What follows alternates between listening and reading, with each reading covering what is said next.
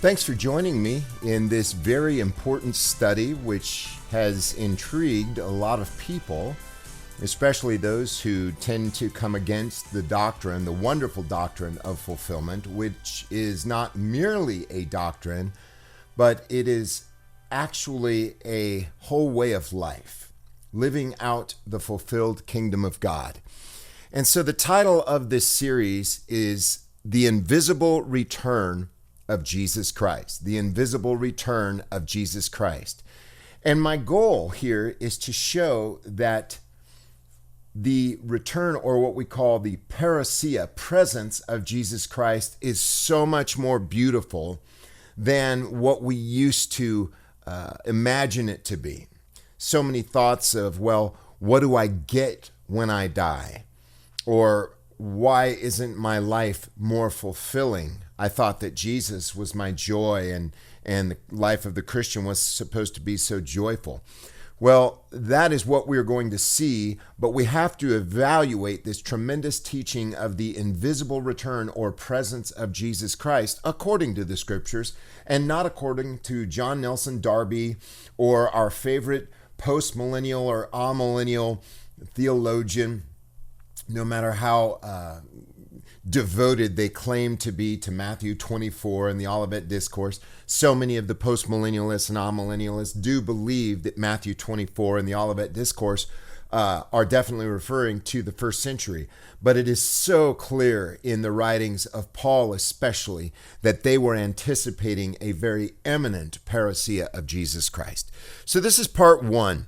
Is Jesus Christ invisible? Well, that's the first very important question. It's very, very important. I understand that. All of the creeds and confessions teach that Jesus Christ currently has a physical body of flesh and bones. Currently. I'm not talking about after his resurrection and before his ascension. I'm saying that they believe he currently has a physical body of flesh and bones. So is Jesus Christ currently invisible? I believe that an invisible kingdom demands an invisible king. And of course, we know God is a spirit. Those who worship him must worship him in spirit and in truth. We also see in 2 Corinthians, we no longer know Christ after the flesh. An invisible kingdom demands an invisible king. First, is Jesus Christ king? Before we get into this invisible king, Jesus Christ, and show that from the scriptures, is Jesus Christ king? Well, some of the dispensationalists would say, no, he's not king. And that is probably, and I have to admit this, I came from dispensationalism. That's probably the saddest and shallowest of all the views of the kingdom of God. But I bought it hook, line, and sinker, as do all impressionable youth at these turn or burn youth camps. But is he king? We're going to look at the scriptures. Hebrews 8 verse 1. Now, the main point in what we are saying is this. We have such a high priest, one who is seated at the right hand of the throne of the majesty in heaven. Now, perhaps some might say, well, he's just hanging out, that's actually God the Father. Well, let's see what the Bible says. Colossians chapter 1, verse 13. He has rescued us, past tense, from the power of darkness and transferred, I like one of the translations, I believe it's King James, and has translated us into the kingdom of his beloved Son. Well, if the beloved Son has a kingdom, he is king. I also love to ask people, how many kingdoms are there? There's one kingdom. I have a study at eschatology.com called The Kingdom of God and the Kingdom of Heaven. Is there a difference? Go to www.eschatology.com/KOGKOH. That stands for Kingdom of God, Kingdom of Heaven. .html. Okay, so I encourage you to check out that article. Acts 17, verse 7. They are all acting contrary. They were speaking of the disciples. They are all acting contrary to the decrees of the emperor. Now, who could be more powerful than the emperor? saying there is another king named Jesus. Not will be, but is another king named Jesus. And yes, they claimed that Jesus was king, and he still is. Amen. Hebrews 1 verse 8, but of the Son, he says, now he's quoting all of these various Psalms, vindicating the deity or divinity of Jesus Christ. But of the Son, he says, your throne. So this is Yahweh, God Almighty, talking to Yahweh, the Son. Your throne, O God, is forever and ever, your kingdom. And the righteous scepter is the scepter of your kingdom. The writer of Hebrews is writing these things as if they are fulfilled, which they were by the resurrection of Jesus. Check it out. Acts chapter 13. Revelation 17 verse 14. They will make war on the Lamb, and the Lamb will conquer them. Why? Now, mind you, this is against enemies. For he is Lord of lords and King of kings. That's Jesus. Divine, God Almighty, Yahweh, the King, the Lord of lords, King of kings, and those who are with him are called and chosen and faithful.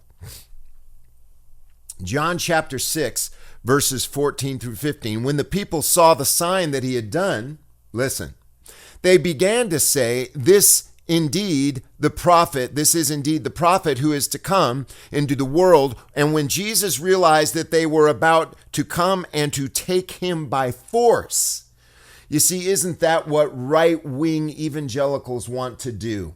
We want to bring in the kingdom by force, and so do the postmillennialists, by force, either using military or law.